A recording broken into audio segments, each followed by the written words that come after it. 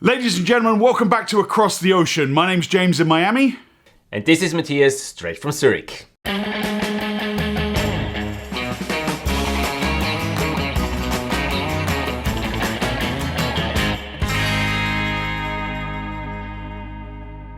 Ladies and gentlemen, welcome back to Across the Ocean, the YouTube show for lovers of underwater image making. Matthias, buddy, how you doing? I'm doing fantastic. A little sad because we've really only just returned back from our trip to Bali and Komodo. But at the same time, happy that we were able to have that amazing experience that we had over there in terms of all the diving, the cool stuff that we saw, all that sort of stuff. So yeah, all in all, I'm doing very well. I hope that you've made it home safely too, and that everything's fine with you as well. Yeah, absolutely. I think the jet lag's pretty much worn off for both Karina and myself. It was a long old journey back, but hey, that's what you want to do if you that's what you've got to do if you want to go on these epic adventures. You know, if it was just down the road from here, it wouldn't be as epic. So no, awesome trip. And I guess we're going to use this video to just go through sort of what our personal highlights were for the trip, and encourage all the good people that didn't make it on our Bali and Komodo trip to join us on one of our future upcoming trips, because look at what you missed out on.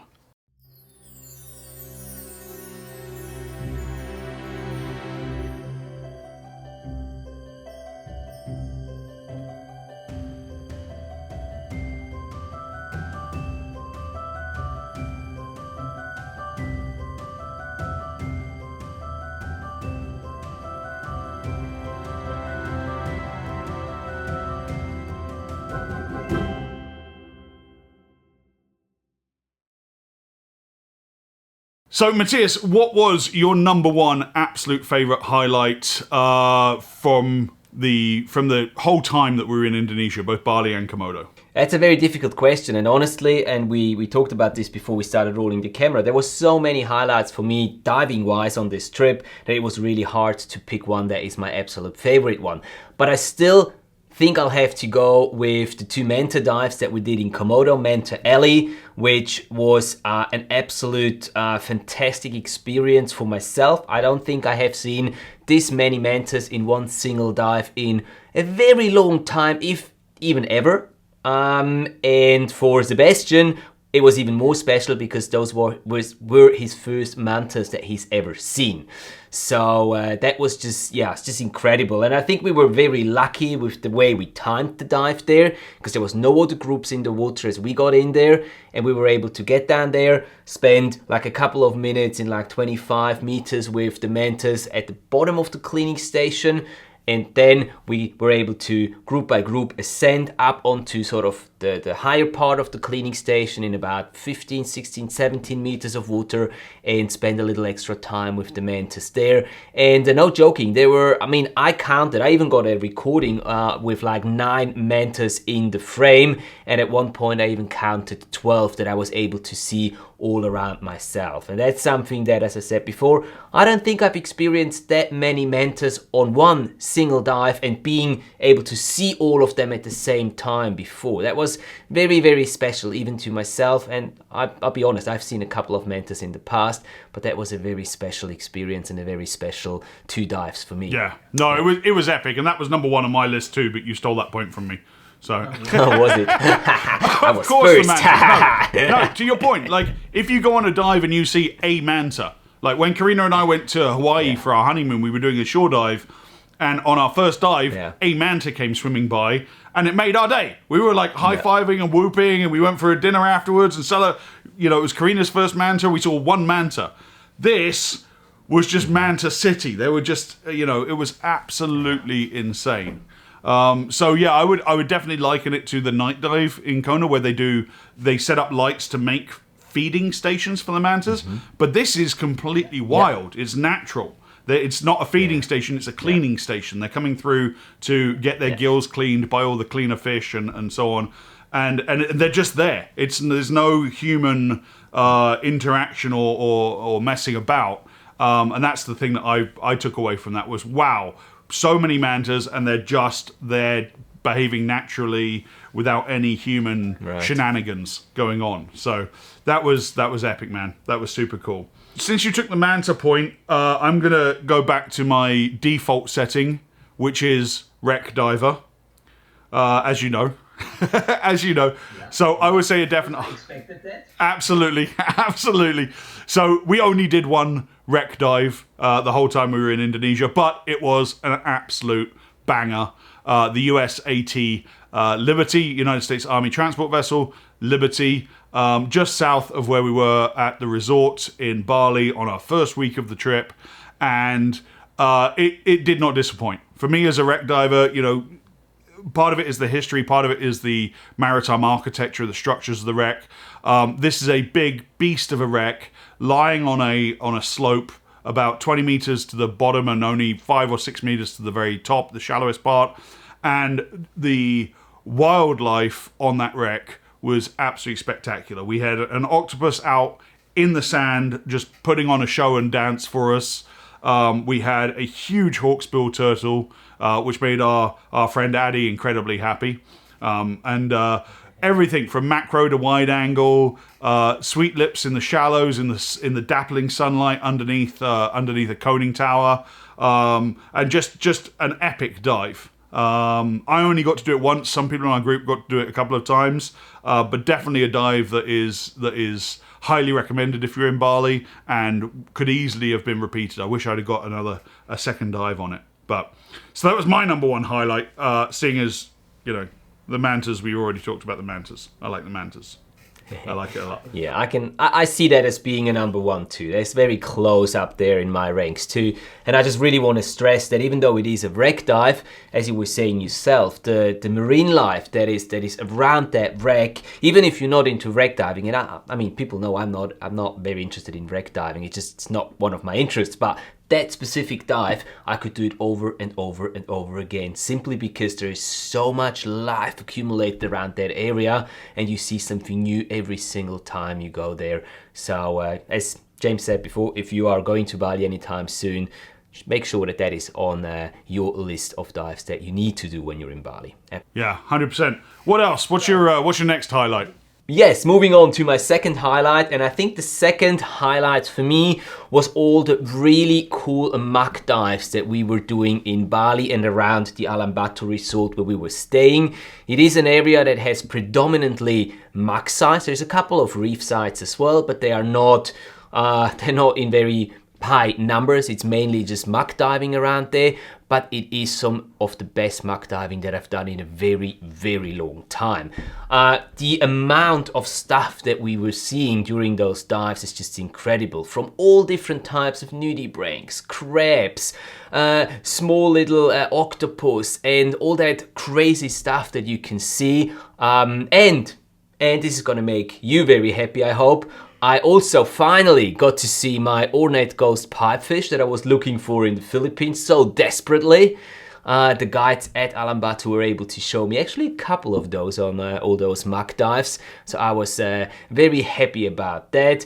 And just the whole idea of doing so much muck diving really got to me at one point, and I think it's also thanks to the incredibly good good dive guides that we had on during our stay there at Batu. They really made all these muck dives very special because they were just so skilled at finding stuff and also showing it to all the other divers in the group in a way that no one got in the way of someone else filming it. I think all of the dive guides, at least all of the ones that I was diving with, they were very, very good in pointing out something to the first diver, looking for something else for the second diver, then switching around and always having everyone to look at something pretty much throughout the entire dive. And that was, I think that was really what made these muck dives so enjoyable to me personally, but I think also to most or pretty much everyone else in the group from what I've heard from our guests on that trip. Yeah. How did you enjoy those? No, they're like guys that, do the plate spinning and keep all the plates spinning at the same time.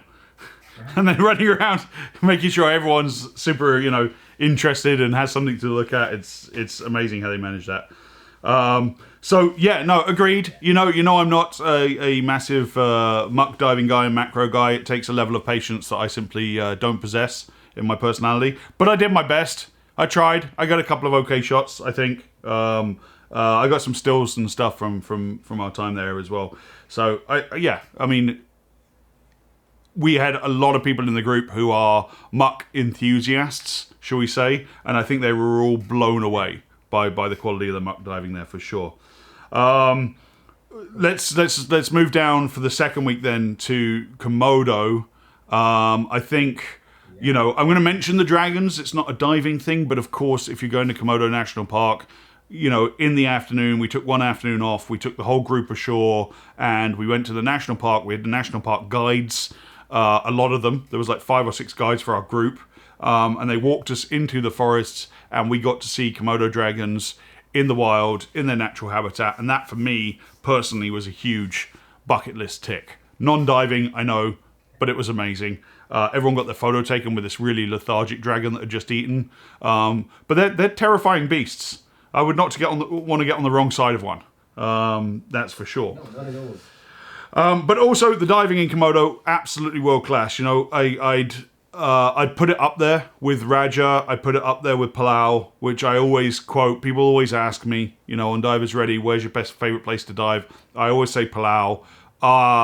Raja is a very, very close second. Komodo is right on the same level as Raja. I think it's equivalent for me. So just the best of the best diving anywhere in the world. Really, that's what it was. Great range of different sites. Again, some macro, some wide angle, the Mantas we already mentioned, and just really super healthy coral. I do want to talk about one night dive in particular that I know you're going to talk about as well, at the Volcano. So there's one bay or one beach called Bonto that was probably the best night dive I've ever done. It's just a a muck beach of volcanic lava soil, and everyone went out. Even Karina, who doesn't like night dives, came on that dive with us and had a blast. She said it was the best night dive she's ever had, and just all the little critters as well. You wanted to talk about the day diving there as well at the volcano. I do, because that's my third not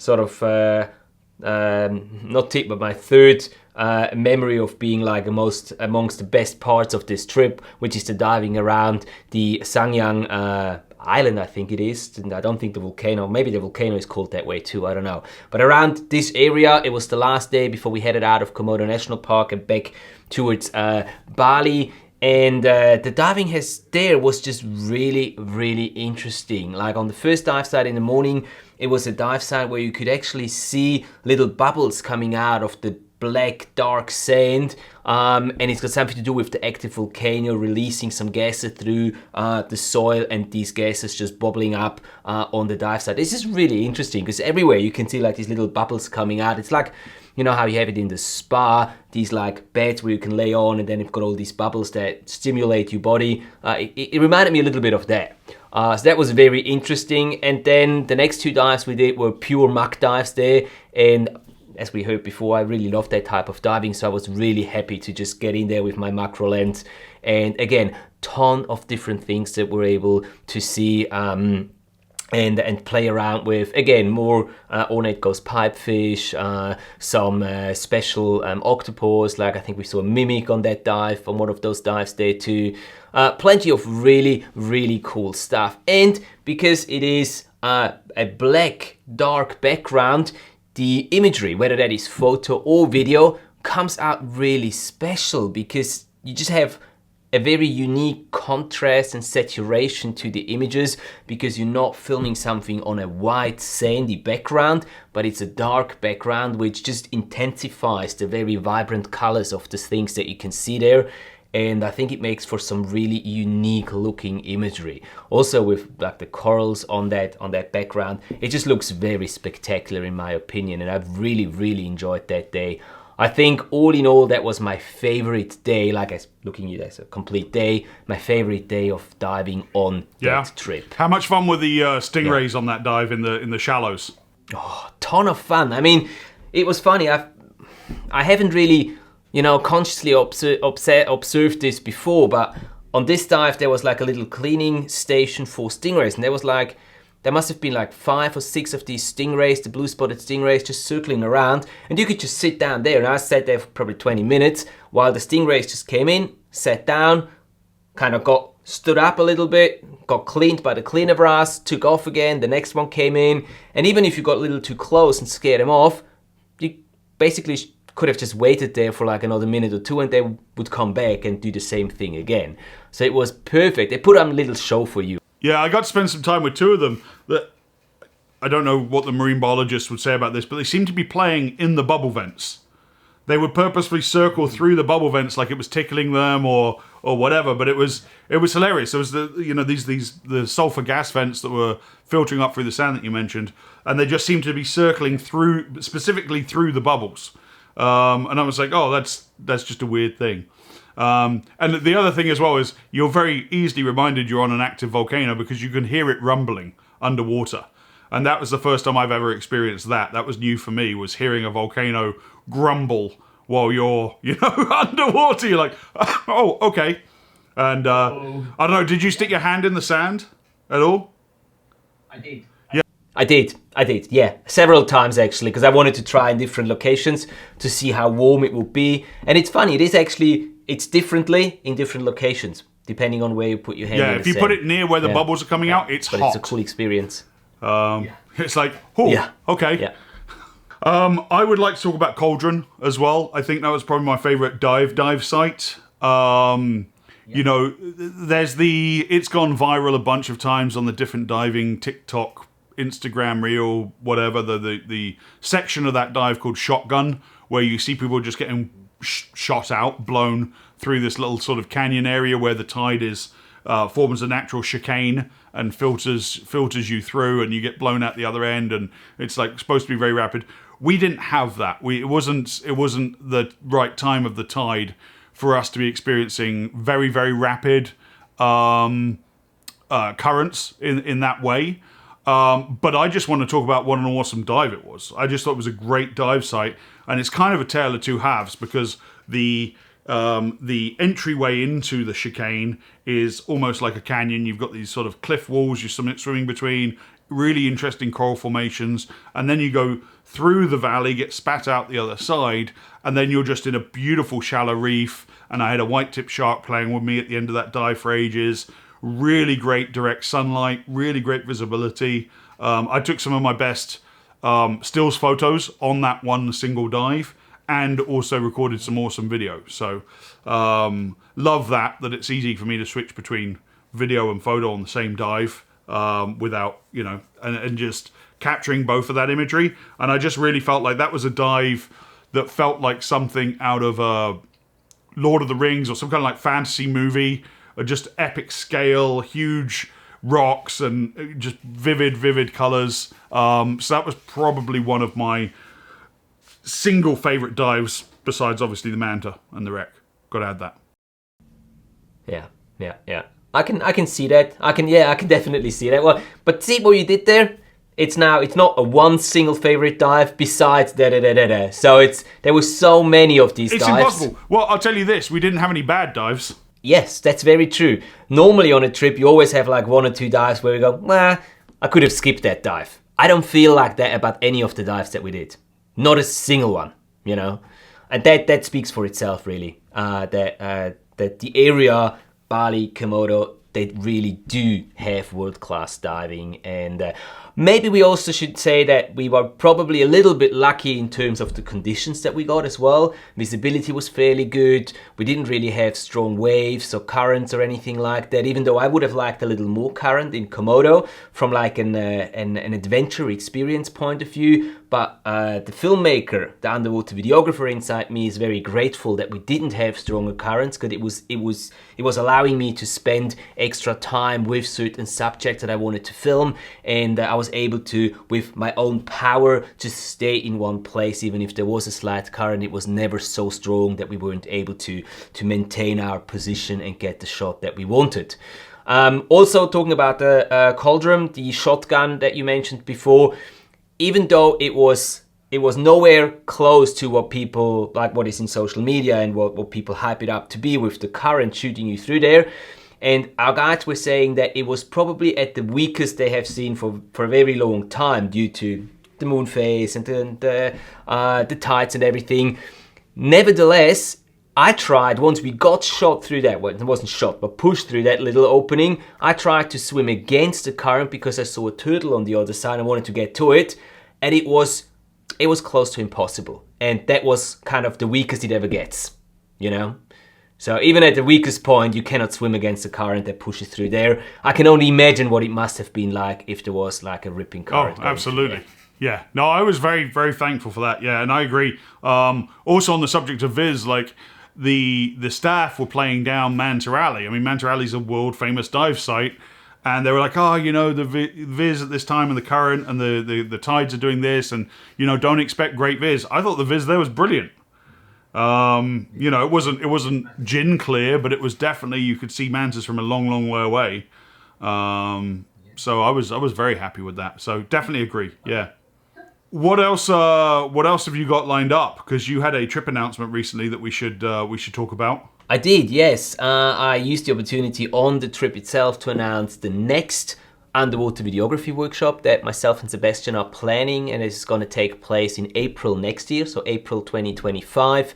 And we're taking our guests to the Maldives, to a small local island, to actually a good friend of mine who runs a dive center on there that I've visited him a couple times already, and now we have set up a date to do a proper underwater videography workshop with him. Very excited about this because apart from Bali and Komodo, Maldives is really up top there for me when it comes to diving destinations in terms of the quality of the diving, big life, coral reefs, currents, also big fish action, schooling fish, like all the good stuff are kind of present in the Maldives, and I was lucky enough to witness that on my previous visits there, and I'm really excited to take a bunch of people with me next April and show them the amazing stuff that can be seen in the Maldives. I'm sure there's going to be some space to put a link in the video description to the brochure of that trip, so if anyone is interested you can go and check that out.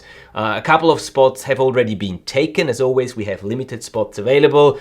First come, first serve as always, so if this is something that interests you, then reach out to me and we'll make sure to set you up and get you on that trip. Yeah, in addition to that, I still have a few spaces left for Truk Lagoon in November, the 15th to the 28th. 2 weeks of the world's best wreck diving with myself and Pete Mesley, who is the world authority on Truk Lagoon and the wrecks there. So still a few spaces left on that trip coming up.